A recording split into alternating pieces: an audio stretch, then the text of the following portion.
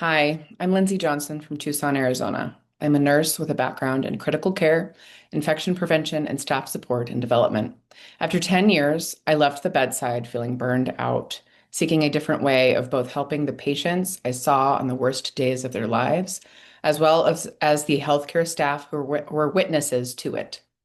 When I found somatics, my life changed. I was able to feel more connection to my body, understanding its needs.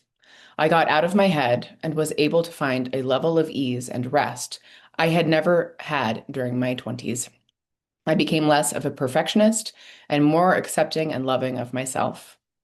Now, as an integrative nurse coach and somatic experiencing practitioner, I support clients in the intersection of physical health and well-being and the nervous system.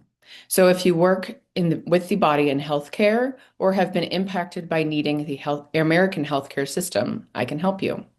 Or if you have experienced chronic illness or trauma such that it has impacted you beyond mental health and into physical health, I can help you.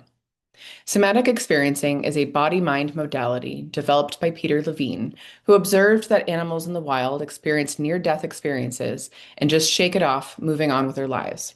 He noted that for humans and many domesticated animals, this is not the case. Even single events can impact us for the rest of our lives. As humans, we develop protective responses and adaptations in our nervous system that fire well after the original threat is gone. Sometimes we are well aware of these responses, and other times they bury deep into our unconscious, and we aren't even aware that it is happening.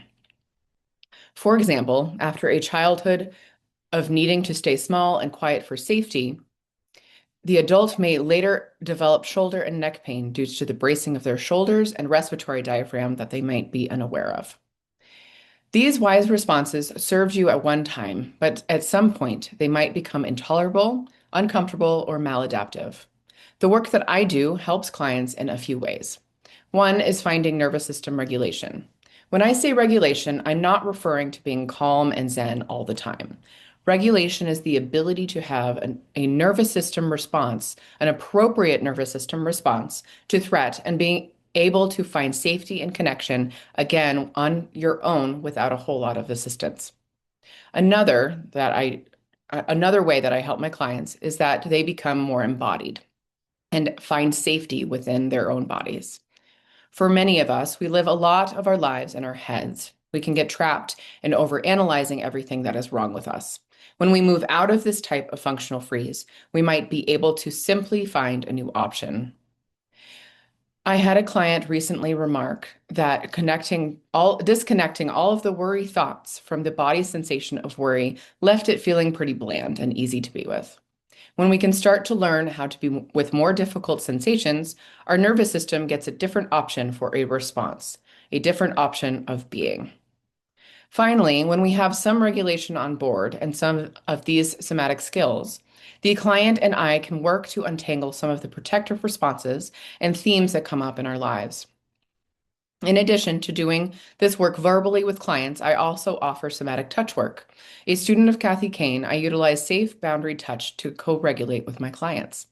This can often be very helpful for those with less memory around difficult experiences, birth and generational traumas, those who struggle to be in their body for any reason at all, or those who simply desire to use a method that can be very supportive for the nervous system.